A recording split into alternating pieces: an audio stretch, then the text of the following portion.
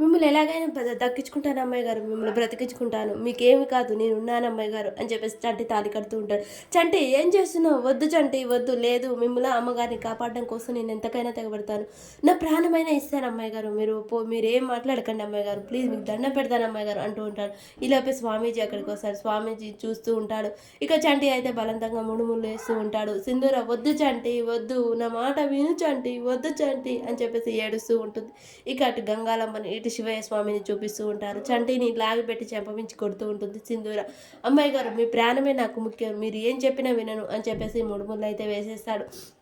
ఇంకా స్వామీజీ నీ ఐదోతనం దగ్గరొచ్చింది, దానికి కారణం నీ అత్తే అవుతుంది అన్నమాట గుర్తొస్తూ ఉంటుంది. చంటి అయితే అలా ముడుములు వేస్తాడు. చంటి నా మాట విను చంటి, వద్దు చంటి, అయ్యో దేవుడా ఏంటి ఈ పరిస్థితి నాకు అని చెప్పేసి సింధూర బాగా ఏడుస్తూ ఉంటుంది.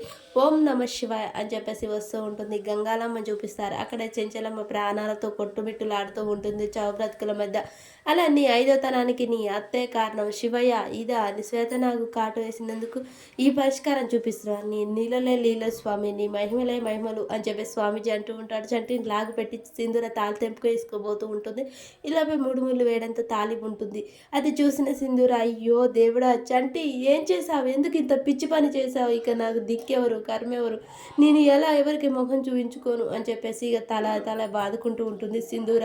ఇక చెంచలమ్మ చావు బతుకుల మధ్య ఉంటుంది. లేదమ్మాయి గారు నేను చేసింది తప్పేనా? తప్పు కాదు, మిమ్ములు అమ్మగారిని బ్రతికించుకోవడమే నాకు ఇది తప్పు కాదమ్మాయి గారు, తప్పు కాదు, మీరు ఏడవకండి అమ్మాయి గారు, హరహర మహాదేవ శంభో శంకర అని స్వామీజీని లీలలే లీలలయ్యా శ్వేతనాగు కాటుకు అమ్మాయికి ఐదోతనాన్ని ఇచ్చావా, ఆయుష్మాన్ భవ అని దీవించి స్వామీజీ వెళ్ళిపోతాడు. అయ్యో దేవుడా ఏంటి నేను ఇలా చేశాను అని చంటి కూడా గట్టిగా అరిచి ఏడుస్తూ ఉంటాడు. అయినా పర్వాలేదు, అమ్మగారిని కాపాడుకోవాలి, అమ్మాయి గారిని కాపాడుకోవాలి, స్వామి ఏం చేయాలి ఇప్పుడు, నేను పూజ ప్రారంభించు అని స్వామీజీ చెప్తాడు. అలాగే స్వామి అలాగే, ఇప్పుడు నేను తాళి మెల్లో కట్టాను కదా, పూజ చేయొచ్చు కదా స్వామి, చేయొచ్చు, ఆశీర్వదించండి స్వామి, నేను ఈ పూజ ఖచ్చితంగా చేస్తాను అని చెప్పేసి అంటే, అమ్మాయి గారు మీరు ఏడవకండి, మీకోసం నేను ఏదైనా చేస్తాను, మీరు బాధపడకండి అమ్మాయి గారు, ఈ పూజ కోసమే తాళి కట్టాను అని చెప్పేసి చంటి ఏడుస్తూ ఉంటాడు. చంటి నీకు ఎలా అర్థమయ్యేలా చెప్పను అని చెప్పేసి సింధూర తల బాదుకుంటూ ఏడుస్తూ ఉంటుంది. ఇక చంటి మాత్రం నేను చేస్తాను, ఈ పూజ ఖచ్చితంగా చేస్తాను, కానీ ఫస్ట్ నుంచి స్టార్ట్ చేయాలి, నిష్టగా చేస్తేనే నువ్వు చేసిన పనికి ఫలితం దక్కుతుంది అని చెప్పేసి అక్కడ ఉన్న స్వామీజీ చెప్తాడు. సరే స్వామి అని చంటి బిందెత్తుకొని పరుగున పరిగెడుతూ ఉంటాడు. ఓం నమ శివాయ అని వస్తుంటుంది. మరి సింధూరని కాపాడుకోగలుగుతాడా? తను కట్టిన తాళికి విలువ